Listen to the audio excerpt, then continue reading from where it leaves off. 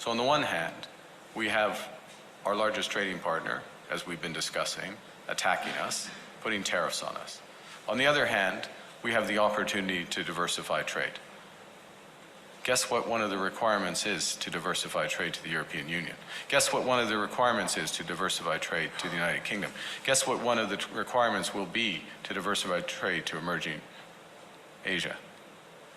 Is to have a form of price on carbon. And you know what's going to happen? 5 years, 10 years from now, if I have the pleasure of being in front of you, you'll be asking me the question, if we didn't do this, if we didn't help our companies get more prepared, the Americans are going to start caring about this again. They have elections every 4 years. They cared a great deal about this 3 months ago. Now all of a sudden they don't care about it.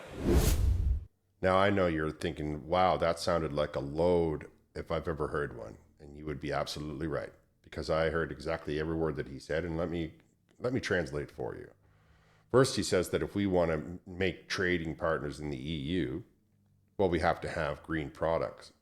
If we want to make trading partners with the UK, well, we have to have green products. And if you want to make trade with the emerging markets of Asia, where they don't care about carbon taxes at all, well, you're going to have to all of a sudden do green. So this is his justification, right? That he thinks Canadians are somehow going to get ahead of the Americans with 10 times the population that they have over us and all of the advantages that when it comes to these kinds of things. Somehow he wants you to believe that that by keeping the carbon tax on you, by costing you more money to live your very life, you're doing yourself a favor.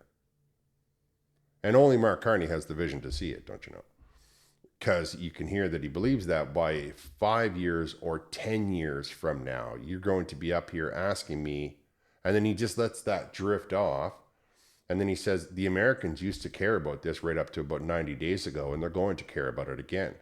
I will bet you dollars to donuts they are never going to care about it again, because you're incorrect to say that they cared about it up to 90 days ago. They didn't care about it so much that when the election came, there was a landslide victory for Donald Trump. Not just one metric. Every metric they measured, Donald Trump gained more ground than the Democratic Party. And now the popularity of the Democratic Party is somewhere a little bit lower than the popularity of the Liberal Party. It's like 22%. Because the people don't want to be political pawns. They want to work. They want to be able to afford to have fun. They want to be able to afford to send their children to good schools. They want to be able to afford to have a nice car. They want to be able to afford a vacation. And every time you say the word carbon tax, you take that away from them. Every time you try to impose carbon tax, you take that away from Canadians, which is why Canada is one of the only countries in the world to impose a carbon tax. I suppose you can try to convince yourself that somehow the French are going to buy steel from us all of a sudden, even though they already have dedicated routes where they buy their steel from. I think that you need to appreciate that putting steel on a ship is not as easy as it might sound, especially the North Atlantic, one of the roughest bodies of water on the face of the earth.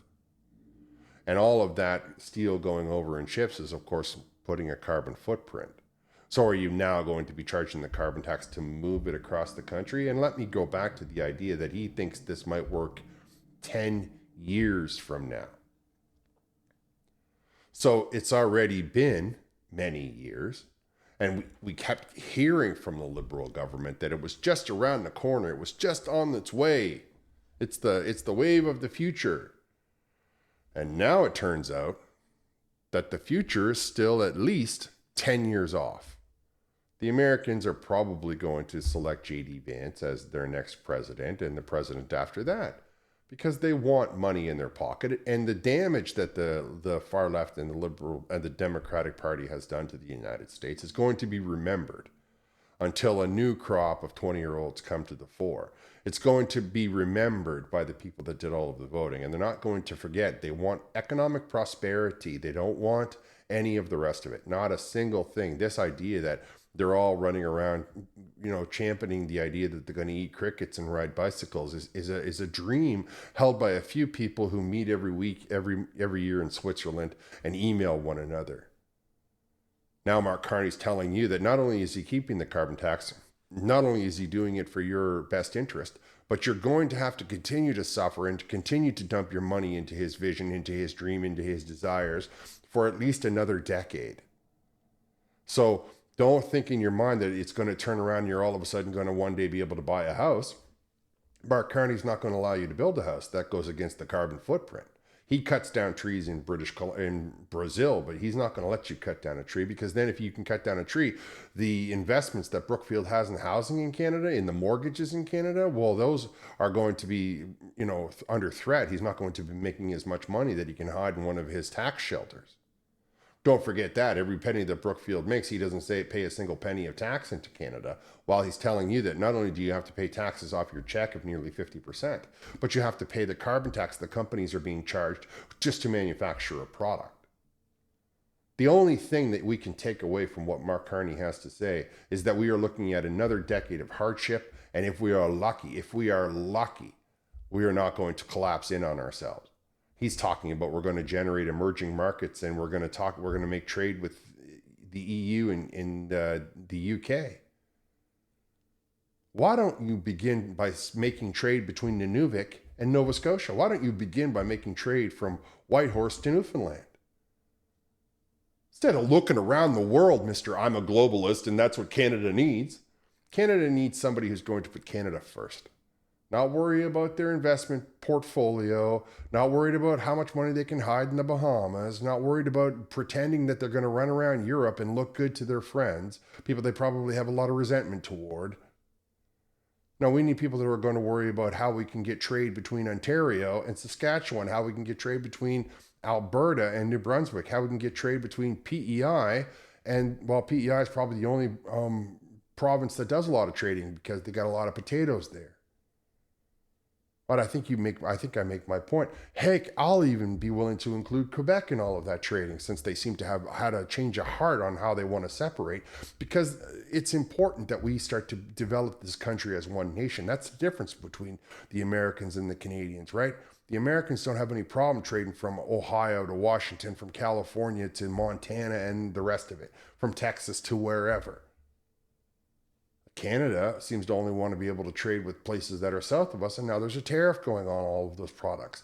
Mark Carney's solution is to try and take those products and give them to Europe, where they already have a bad economy, who are already bending over backwards to please Donald Trump, to meet his demands on the tariff. Instead of thinking about what we can do with the products that we have and make our own country stronger, he wants you to wait 10 more years to see if he was right about this. You cannot understand how much this shocks me, to the point where I just think the guy is I mean, this is ridiculously dangerous. There is no way in the world that this will ever work. I mean, a rudimentary the only thing that makes any sense to me is that Mark Carney stands to benefit a lot of money from it. Personally, his personal wealth. And you and I, we're doomed. If we allow this horrible economic policy to move forward, we need things to be less expensive in this country, not more expensive. And we certainly don't need, well, I'll show you just exactly one thing that he says that contradicts what we've been talking about. I told everybody on day one, there is no way in the world that Canada can win a trade war with the United States of America. They are just a behemoth beside us. And I used a lot of references like, a 4-year-old trying to fight an MMA fighter who's 28, or I said that we can't even win a trade war against Greenland. And despite everyone, despite all of the liberals' insistence that we were going to somehow take on the Americans dollar for dollar, Mark Carney was asked about that, and here's what his answer was.